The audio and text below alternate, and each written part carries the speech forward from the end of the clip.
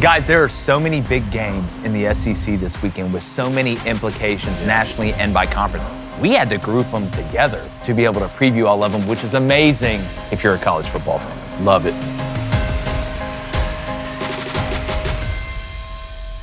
What is up, everybody? Welcome to Tuesday here at Crain & Company. We got something brand new for you today. Because there are so many fantastic games in college football this weekend, we don't have enough time to put out all these individual previews, so we're going to do a bunch of SEC previews. We've already done an Alabama-Tennessee individual one, but there's so many big games in the conference. We wanted to group them together as one, and as usual, David Cohn, former Michigan quarterback to my left, playing Crain, former Western State Colorado wide receiver to my right. David, I like this. I think this is going to be fun. I think this is a good idea, man. It's another great slate ahead of us. It's a great slate, and we want to start with one of the biggest ones of the weekend, and that is Ole Miss going on the road to play Georgia. Now, when you look at this matchup, and I feel this way, it's hard not to feel like after the way Ole Miss looked against Washington State, the way they've kind of looked throughout the season, and again, they're undefeated. Lane Kiffin's done a great job. I still believe that last year's Ole Miss team, to this point, overall was better than the one that we've seen this year from Ole Miss. That I'm not trying to take anything away from what the Rebels have done, but walking into a stadium in Georgia, walking into a team in Georgia, Blaine, that I think really, really, really has a big strength to Ole Miss's weakness. I still don't believe Ole Miss can shut down the run. I don't think LSU ran it enough, especially in the second half of that game with what Ole Miss was doing.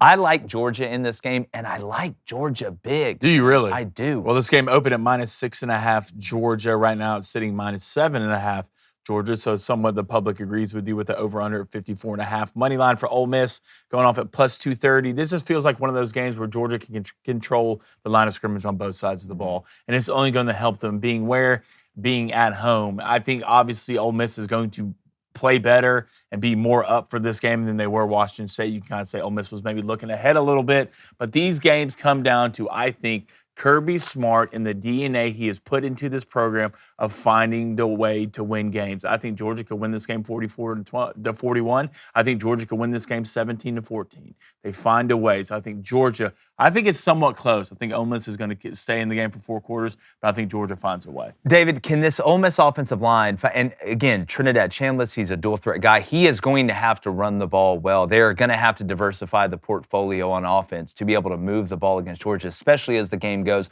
when Georgia's going to make adjustments. We know Lane Kiffin is going to have some gadgets. He's going to have some things that he probably saved. They were very vanilla against Washington State. I think that was one of the reasons that Washington State was able to hang around in this game. I just don't see for 4 quarters Ole Miss being able to, A, stop the run on defense, and B, be able to run the ball consistently against Georgia at home. Well, remember last year, Ole Miss beating Georgia at home. It was Austin Simmons, ironically enough, who came in relief of Jackson Dart going out, who got that first touchdown drive going. Jackson Dart, I think, came back in the game somewhere in the first quarter or second quarter. And that was Lane Kiffin's biggest win, in my opinion, at Ole Miss. Now you're going to go on the road and play Kirby Smart in between the hedges, which is a tall task for anyone. I'm looking at 2 things in particular here. One, you talked about the running game, but I'm looking on for both teams here with the rushing attack.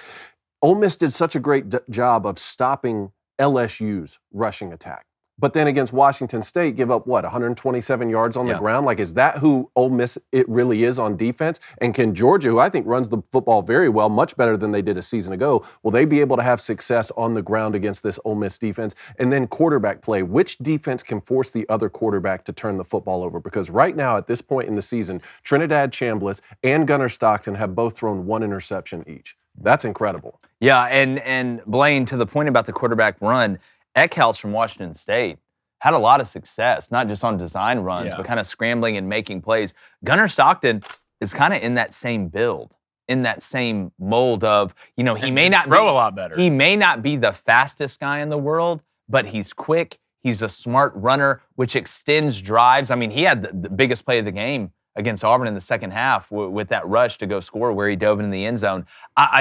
I know Lane Kiffin's teams get up for the big ones. Sure. I'm not arguing that. I just think you could get up for this one, and at the end of the day, it not matter. Well, yeah, but I do think the talent as you look on Ole Miss, their offense is going to run at a lot better clip than what you saw at Washington State. If Ole Miss gets some rhythm early, Trinidad, I think, needs to use his feet more.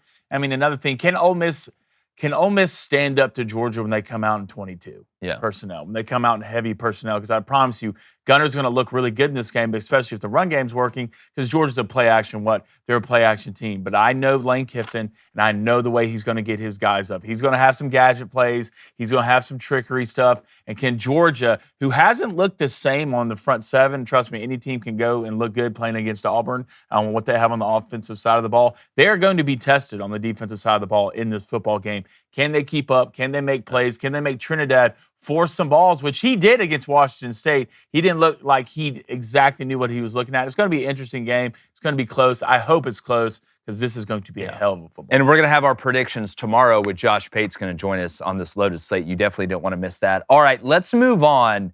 Vanderbilt, a favorite, hosting LSU. And David Cohn, a point that we continue to make is take the names off. Don't fall into the trap of, oh, well, it's still Vanderbilt. This is not the Vanderbilt you grew up watching. And it's not like they just have a couple skill guys that are out here making amazing plays that are winning them games and having to make up for still being deficient up front. They're good all around. And if Diego Pavia doesn't turn the ball over twice in the red zone against Alabama, that score, I think, looks a lot different. Not saying Vanderbilt would have won the game, but they would have been in it a lot longer than they were, and they were still in it a decent amount.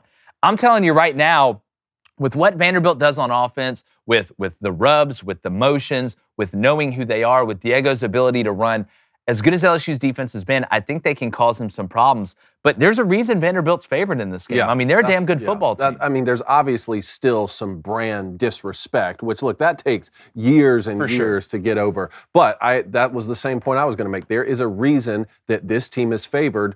And one, they're going to be at home. Two, Garrett Nussmeier on the other side has turned the football over against every single SEC opponent this year. And that defense for LSU is what we've been given so many props for so far this year. They've given up 359 rushing yards on the ground the last 2 weeks against South Carolina and Ole Miss. If there's one thing I know Vanderbilt can do, it's run the football well. Can they stretch LSU vertically to be able to keep LSU from stacking that box to dedicate more resources to stopping Vanderbilt? That's the biggest point, I think, in the game, because I thought Alabama, and to be honest with you, did a pretty daggum good job of not letting Vanderbilt get over the top and hit those couple of big plays that they needed. I think LSU's defense could do the same, Blaine, but on the other side of the ball, can LSU run the ball against Vanderbilt? Because you can say what you want, and we've all been saying, well, Garrett Nussmeier, he's hurt, and you know, he's going to be fine. He's going to figure it out. We've been saying that same damn thing for 2 years. Maybe, just maybe, this is who Garrett Nussmeier is. And that's typically, crazy Vandy because of what he was last year. Well, again, he threw for 4,000 yards, but he still made big mistakes in the red zone. He would still over-anticipate. He would throw the ball into triple coverage. It's the same mistake over and over again. Nobody's saying he sucks or he's a bad player. It's just maybe he's not this protector of the ball that some make him out to be. Well, no, I mean, I don't know who is making he's a gunslinger. That's what we always said about Nuss. Like, sometimes you have to live or die by it, right? And he's, especially in the red zone, this just may come down to which quarterback doesn't turn the ball over in the red zone. It really might. But one matchup I can't wait to watch is Diego Pavia versus Whit Weeks and Harold Perkins Jr. Because I promise you, this is going to be a cross-key of disciplined eyes football game. Because Vandy's going to do this. A lot of this, a lot of motion. Where's the ball? Nobody knows. Those linebackers. And it just blows my mind to me. If you look at LSU on offense, they have great players. They do. They have great players. I mean, you at the skill position, you have that thing running around at tight end. Then you have Aaron Anderson. You have Durham, who's a good back, and Nussmeier is what's holding them back. So it's going to be interesting in a lot of ways. I think which quarterback shows up in this game more, Diego Pavia or Garrett Nussmeier, is going to be the difference. Well, and the tight end, both teams. I mean, Stowers a dog an NFL player too. I mean, but Trey'Dez Green, he's go out and play football, and then he'll come in and dunk in the lane and for the basketball team. I cannot wait for that one, and I think it's going to be a very, very physical game. I think that is going to be a trenches game. Let's move on to another matchup. Auburn, once again, in a big game, hosting Missouri. Now, I think Auburn actually started out as a favorite in this game. Y'all know what we've said about Hugh Freeze. We've done the instant reactions. I'm sure we'll probably do one for all these games that we're talking about today, or at least a couple of them. I just, once again, you know, you have Damari Alston, a team captain. Like, did he quit? Did he want a red shirt? Now he's not on the team. It seems to be falling apart, and this feels like the last stand for Hugh Freeze. A lot of people thought it was the Georgia game. He's obviously not fired from Auburn yet. he loses this one, I think there's a decent chance that on Sunday he's no longer the head coach at Auburn. We'll see. John Cohen's kind of dodged it. But as far as the matchup goes, we know how good the Missouri run game is. We know that Auburn's defense has been really, outside of the Baylor game, the best part, the only good part of this Auburn football team. They showed up for the first half against Georgia, but it's the weakness mentally of this Auburn football team, I think, that Missouri can take advantage of, because I don't think Missouri is mentally weak. Now, Bo Prabula throwing the ball down the field, they weren't able to get any shots in until late in that game where they hit a couple. When you look at this matchup, Blaine, if Auburn is going to win, do they have to get out to such a big lead that they can't screw it up? Or do they actually have a little bit of dog in them? Have they just quit? Well, I don't know if there's a lead big enough to where Auburn can't screw it up, to be honest. But I do think there's some dog in this team. And I think if you look on the defensive side of the ball, they have a lot of extremely good players on that side of the ball. I thought they played fantastic versus Georgia.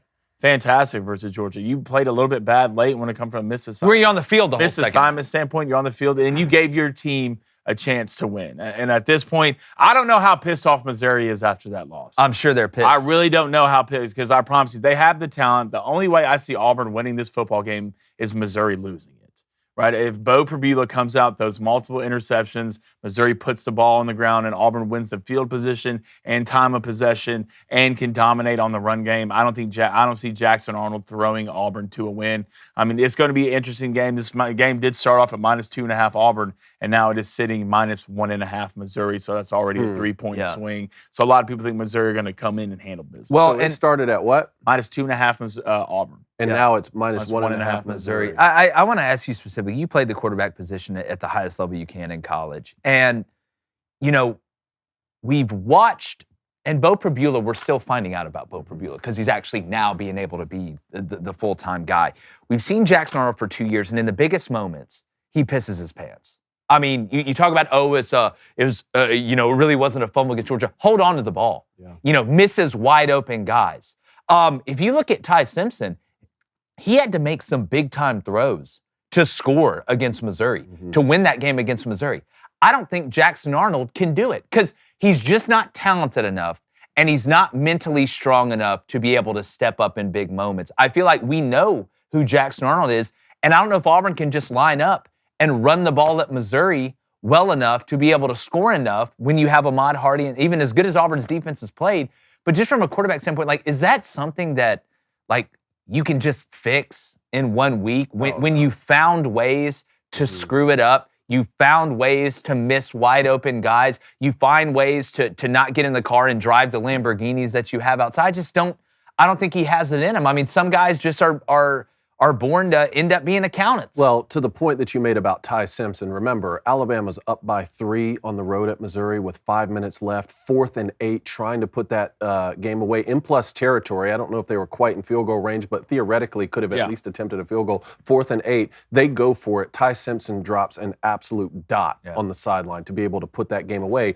But he's an NFL player. He's making himself a lot of money with those types of throws and those types of performances. Not everyone is. I'm speaking from personal experience. We all wanted to play in the NFL, I keep going back to the way that Auburn came out against Georgia. They punched them in the face. I mean, I sent out a tweet that said, Bo Jackson Arnold. This kid, whatever your strength is, if you can only run it, run it. Whatever it is, do it. They punched Georgia in the face. And then that play at the goal line that was a touchdown, but you didn't get the benefit of the call, everything completely unraveled. To your point about being mentally weak, you have to win games when things don't go your way. Yeah. You can't completely unravel. I saw a coach on the sideline in Hugh Freeze who looked like he was coaching for his job. I feel for the guy, but you got to figure out a way to win some of those games. And Kirby Smart, to his credit, I mean, he goes into halftime and makes adjustments. My question is, can Auburn get out to that lead that you're talking about and then in the second half make the necessary adjustments? Because I know Eli Drinkowitz is going to be able to close out a game at home. Well, and I don't know if Bo Prabula can make the throws that Gunnar Stockton makes. I don't think we know enough yet to be able to say that. We know he's talented and he can run. I want to get to the Missouri defensive side of the ball in a second. But Blaine, and again, this isn't personal. Now, I would love to be able to sit up here and talk about how great Jackson Arnold is. I would love that, to be able to say it. But you got to call a spade a spade. It's just the first thing that goes wrong for this Auburn football team, especially now with all the negative energy that has continued to pile into this program, because they get close, but they can never win the game. And I mean, Hugh Freeze has even said as much, which, I mean, dude, that's your job. But I appreciate your honesty, I guess. I just feel like everything has to go perfect for Auburn to win, and it never goes perfect. Well, it never goes perfect, but Auburn finds ways to lose games, right? And that's a direct correlation from your head coach. It sucks to say at the end of the day, but you brought another running back in to play quarterback. You might as well get up there and run the triple option. Yeah. Put Cam Coleman back there as one of the wings. Put Eric Singleton back there as one of the wings. Put Cobb back there. Or hell, do what Georgia Tech did with Calvin Johnson. Put Cam Coleman out as your only wide receiver and just run the freaking But it'd be the most dude. Auburn thing ever for them to come out and win this game. Yeah. The most Auburn thing ever. They shouldn't. I think Missouri's a better football team. But if it's me, I'm making Bo Prabula throw it into the middle of the field. Hey, you guys have heard of the bearskin hoodie, right? Oh, wait. I have. Hey. I have heard. Well, the smart people like David Dear Cohn are Lord. locking in their winter gear now because this is hands down the best time to prep for that coming winter. And Bearskin is running a 60% off deal right now, but only if you get your hoodie early. It's built like a tank. 340 GSM, micro fleece, 10 pockets with a clean, rugged fit that looks awesome. It's basically a transformer. Look, it gets cold in Nashville too. Let's be honest. We know how the weather can get here. I tested it out in Ireland and it passed all the tests. And you'll also get free shipping, fast delivery, and you've locked in your winter gear already. It's a great Christmas present as well. That's a win-win. So do yourself a favor. Text the word Crain, that's C-R-A-I-N, to 36912 to lock in your 60% off. Again, text C-R-A-I-N to 36912. You'll get a link sent straight to your phone so you can check it out later if you're busy right now. So don't wait until you're freezing to realize your hoodie sucks. Get a Bearskin now while it's 60% off. Text C-R-A-I-N to 36912. So comfy. Well, that and I will say on the Missouri side on defense, They're good. 8 and 9 can rush the passer. Yeah. Like you were able to protect pretty decent, I think, against Georgia for most of the game. You have and it's weird to say that about Missouri having better pass rushers than Georgia, but I think they do. It is really, really hard if you're going to live in 3rd and 6 and 3rd and 7 against Missouri. They were getting after Ty Simpson's ass off the edge pretty much the whole game. One made him step up, and then he ended up fumbling to start the second half. So we'll see. I mean, it just feels like it's following the same script here for Auburn. Missouri's a damn good football team. But I tell you guys, a sneaky game, a sneaky big game. And obviously it's bigger for Oklahoma in the national landscape because really South Carolina's got no chance to win anything of significance outside of, the Clemson game at the end. But they have a lot of pride. Shane Beamer does a good job, I think, even though it hasn't worked out this year with Lenoris. We know about the injuries. Oklahoma goes into South Carolina. And David, I want to start with you. After that performance, John Mateer versus Lenoris Sellers is must-see television. Yeah. Like these are two legitimate guys at quarterback. How worried are you about the turnovers for Mateer? Is that something? Because we know South Carolina's got athletes. Like these guys can run, these guys can play. Do you feel like that's going to carry over, or are we going to see good John Mateer now that he's been back for a week and you're not playing Texas's defense? I think it's going to carry over because we saw some of this gunslinger mentality before the injury. And he got away with making some of those mistakes against Michigan, got away from it, and all we remember are the wild plays. Same thing against Auburn, all we remember are the wild plays. And we knew we would get some of that from John Mateer this season, particularly coming into the most difficult conference in college football. The question is, can he get away with it with the wild plays? What's funny enough is I believe John Mateer was both of your preseason Heisman Trophy pick, and Lenoris Sellers was mine. Yeah. So in our room right here, this was our Heisman Trophy quarterback matchup.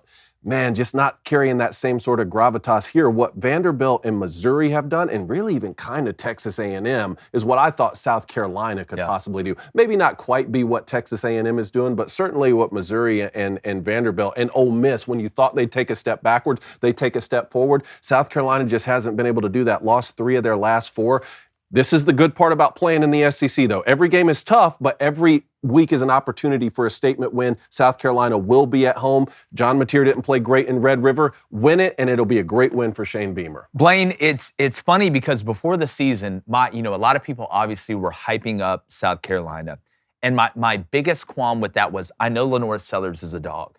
I know Nicholas Harbor is a freak. I know Dylan Stewart is a first-round pick. But you lost 6 of your 7 in the front 7. Which I don't think they've been terrible Pretty good. on defense. But it's the offensive line that has regressed back to what was giving Shane Beamer and South Carolina problems before this. Lenoris Sellers is running for his life. Like every time it snapped the ball, oh my God, I've got to run. And he breaks 3 tackles or makes it an incredible play, but they can't You can't live that way on offense. And after Oklahoma got embarrassed in the second half on defense, and this is a damn good Oklahoma defense, you know that Brent Venables and this group is chomping at the bit to go out there. And what R. Mason Thomas may do to this offensive line is illegal, and I know at least 35 It just feels like every time I turn on a South Carolina game, Lenore Sellers is running for his life. I've never seen a guy run 800 yards during a game and technically only get like 7 yards. Yeah. He has to break 7 tackles to get back to the line of scrimmage, and it's disappointing because all the talent that you have at South Carolina. I mean, Lenore, you have a pretty dang good back right now. I mean, you got Nick Harbor, that thing running around receiver. On the defensive side, you got Kilgore. You got Stewart. It's just, I don't understand how an offensive line can be this bad, even in today's age with the transfer portal. Well, you thought grab guys. Well, you thought South Carolina had gotten over that problem. Because remember, a couple of years ago, they went and got a bunch of group of 5 offensive linemen, tried to go get the best group of 5 offensive linemen. They put them together, and it just didn't work out. And you're like, all right, well, you've got this nucleus of talent. You know, the offensive line just has to be good. They don't have to be amazing because you can let Lenore do all these other things. They have been really, really, really bad. I love the under in this game. I think I'm really interested to see the play calling with Oklahoma and Ben Arbuckle, because the run game, we talk about South Carolina's offensive line, David. Oklahoma's offensive line's been really bad, and you brought up the point, and you're exactly right. John Mateer is a great runner of the ball, but he can't be the only answer you have in the run game, whether that be by design or in the chaos plays or the scramble drills. You won't win a national championship, or you certainly won't win this league if John Mateer is your leading rusher every week. Yeah, and it's the battle of the bad O-lines right now, so that one's going to be interesting. Another one that's a little bit sneaky, and Blaine, I want to start with you on this because Bobby Petrino takes over as interim, right? Sam Pittman gets let go. I thought they passed the test against Tennessee. I mean, they hung in the game. We know Arkansas's bad defensively. We know that. That is not a shocker. But you gave yourself a chance to go win. I thought Arkansas played inspired against Tennessee, and I'll give you a great example. First play of the game, Taylon Green gets sacked. You're like, oh, God. Arkansas got the ball first. You're like, all right, here we go. Tennessee's about to run it. No. Arkansas goes right down the field. They pretty much went punch for punch with them. Now they're welcoming in an A&M team. Arkansas's got nothing to lose. Bobby Petrino has something to lose, but Arkansas has nothing to lose at this point, which makes them dangerous. But this is one of those games with A&M where if you are going to continue to break the mold of what we've seen in the past against A&M and be able to win these games that maybe you're not playing your best, or maybe it's not, the biggest game on the slate this weekend, you're not hosting a top 25 team or going on the road to Notre Dame, can you continue to play against a faceless opponent and go out there and handle business? I just think the work may be done for them because Arkansas is so bad on defense. Yeah, I think so too. I mean, right now this game opened at -7.5 A&M. Remember, this game is at Arkansas. And right now it's also sitting at -7.5. The over/under is 61.5, and Arkansas money line only going off at +225. Which is crazy to say with A&M being ranked, 5th or 4th? I think A&M will probably come in and handle business here. But the quarterback play in this game is going to be fantastic. You can say a lot of things about Arkansas. I know their defense is atrocious. But Taylon Green is the real deal. Oh, the giraffe. If you've seen Taylon play, he's going to be a starter in the NFL one day. And I think Marcel Reed, starter? Yeah. You think so? Taylon Green will be a starter at some point in the NFL. I think he is that good. And I think Marcel Reed is getting better and better week in and week out. Which A&M defense is going to show up? I thought they played phenomenal versus Florida the week before. If they show up, if they're not physical, I think A&M will handle this game. But what if Arkansas can hang around, right? If you can get into that fourth quarter and it's a one-possession game, Bobby P is going to have something worked up. I think this game will be interesting early, but maybe just A&M pulls away late, too much talent. Well, and I'm so interested. If you're Colin Klein, the offensive coordinator at Texas A&M, and David, you've turned on the film and you've watched people just run through I'm talking about on the ground. Marcel Reed has been good through the air. He hasn't been overtly efficient. I mean, you go back to the Notre Dame game, he was 17 of 37. Against Florida, 16 of 26. Didn't really have to be amazing. He's hit some of those deep shots we've been waiting on him to see. You have Concepcion, you have Craver. But if I'm Colin Klein, why am I not just going out there on the road and just running the ball until you prove to me that you can stop it? I'm running it down your throat nonstop, and then play action hit Craver, for sure. Then play action hit Concepcion. Man, I really like this Texas A&M team. Usually at the beginning of the season, defenses are playing higher level football and offenses take a little bit of time to come on. So when it was the opposite of that, and we saw Texas A&M, man, we have some questions on defense, particularly when they go on the road against Notre Dame and they give a lot of points. That was a little bit worrisome, but I think they've come into their own. I'm a big believer in this Texas A&M team, even on the road. I agree with your point that if you really want to be taken seriously and get rid of the 8-4 Texas A&M jokes and memes, this is the kind of game you need to go on. You need to go on the road, beat Arkansas when they've already fired their head coach. This can't be the type of opponent you slip up against if you're hoping to win this league and make the college football playoff. Well, and it's also, and Blaine, can you just pull up A&M's schedule real quick? I want to coin a term. I'm going to start calling it, we've now gotten to the point of the season where you have cushion games. Where, all right, 10-2 is getting you in. SEC, Big Ten, 10-2 gets you in. Now, it's not the same, obviously, in the ACC and the Big 12, but in the SEC and the Big Ten, it's 10-2. So A&M right now is sitting what? What's their overall record? They are... What, 6-0? 6-0. 6-0, undefeated in the SEC. After Arkansas, who do they got? They're on the road to LSU. Okay. They're on the road to Missouri. Okay. South Carolina at home. Okay. Samford at home. Okay. At Texas. So these next, if you're A&M and you handle business on this one, you have that 2-game cushion, which means you can split Missouri and LSU, which are both on the road, which I don't think that's a crazy thing to think. If you win both of them, great. But if you split those, then you get South Carolina at home. We'll see if Lenore Sellers can walk by that time. You get Samford at home, and you could go into the Texas game. Remember, last year, they played Texas. If you win, you're in. You're in there. And I think you were going to be in the SEC championship game, unless I'm losing my mind. But now, if you walk into that one 10-1, you can lose it on the road, and I know A&M fans want to win it. You're going to be in the college football playoff. So you talk about a huge cushion game where you cannot slip on the banana peel. You look at the Cuidado, right? You see in the gas station, it's a wet floor. You win this one and you split the next two, boys, I put it at about 85%. A&M's going to find their ass in the college football playoff. I'm looking at my preseason predictions right now. I had Texas A&M starting 6-0, and this was the beginning of the slide, losing 3 straight to Arkansas, LSU, and Missouri. I no longer feel like that's going to be the case. But let's see what kind of fight Arkansas has. Yeah. I tell you, man, it's going to be so interesting down the stretch to see who can set themselves up. And I'm still at this point wondering, because before the season, I had Texas at 9-3 getting in the playoff.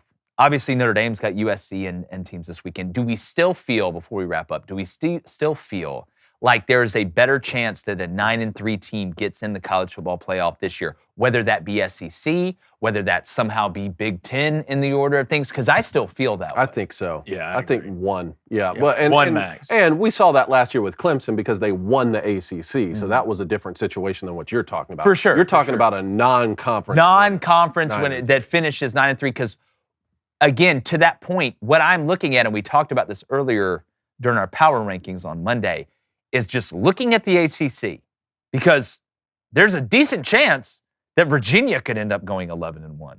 There's a decent chance that Georgia Tech could end up going 11-1 with their only loss coming to Georgia and playing in the ACC championship game against Miami. So I thought the thing that would ruin what you're talking about is the top-heavy nature of the Big Ten. So if you have an Illinois go 10-2 or 11-1, but not make the Big Ten championship game, or Indiana possibly, or Michigan. But now that Penn State has fallen off a cliff, Michigan has 2 losses already, Illinois has 2 losses already. I think that you're looking at a scenario. Not all those teams are going to win out. Right? So you're looking at Buckeyes, Indiana, and Oregon, I still think, is going to make the college football playoff. That's going to open up some spots, especially if Notre Dame picks up a 3rd loss. See, and that at Notre Dame, again, just like we said before the season, that's the key in this.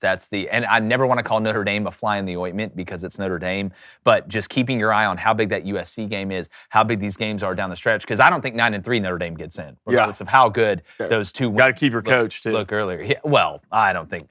Marcus would be crazy to leave Notre Dame for Penn State, in my opinion. But we want to know what you think. There's huge matchups. We want predictions. Give us scores for all the matchups that we just listed, or whatever the hell you want, right? We all love college football. We appreciate you being here and like the chances of us not being fired up about all the games across the college football landscape this weekend. We're going. Gone.